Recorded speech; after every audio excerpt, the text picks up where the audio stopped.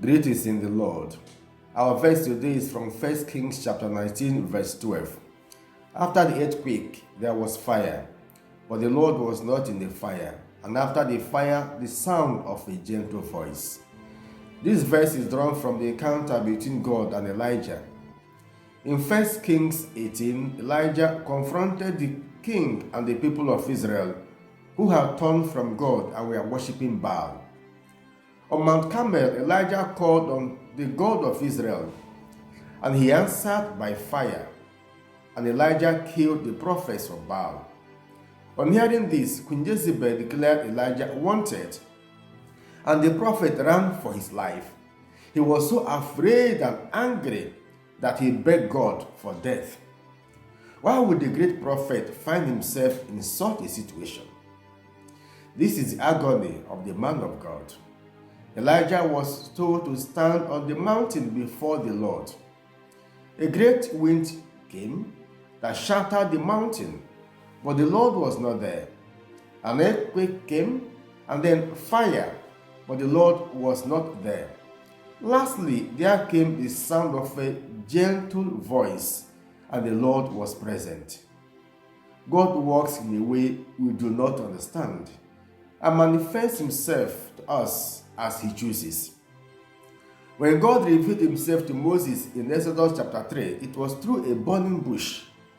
And when he revealed himself to Isaiah, he was sitting on a throne and clothed in a royal garment. Isaiah chapter 6. And on Mount Carmel, he manifested himself to Elijah by fire.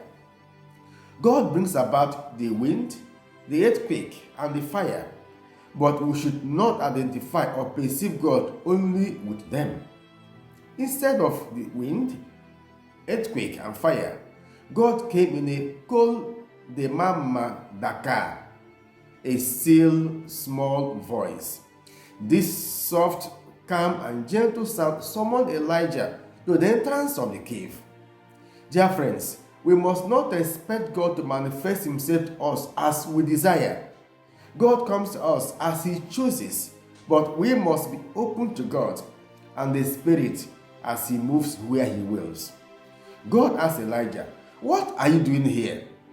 Elijah recited his disappointment in verses 10 and 14. He said, "I have been zealous for the Lord, but Israel has forsaken your covenant and thrown down your altars and killed your prophets.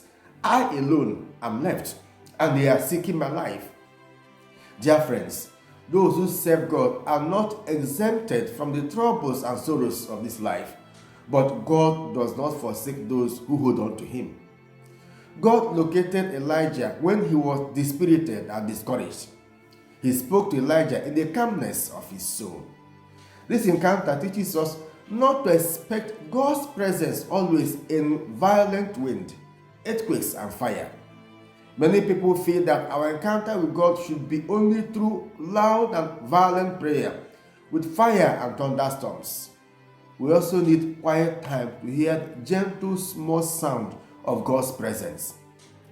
God did not respond to Elijah's complaint. He simply told him to anoint Hazael as king of Aram, Jehu as king of Israel, and Elisha as a prophet and his successor. This shows that Elijah was not the only faithful person he taught. There were others. Dear friends, you are not alone in your trials and tribulations, and you are not alone also in doing good and being faithful as a person. Others are trying to live good lives, but good deeds are not always announced. What we hear are only bad ones.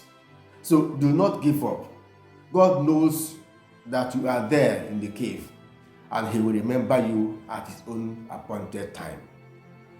May God never forsake you when human beings rise against you, and may his gentle voice locate you in your cave of trials and difficulties. Amen.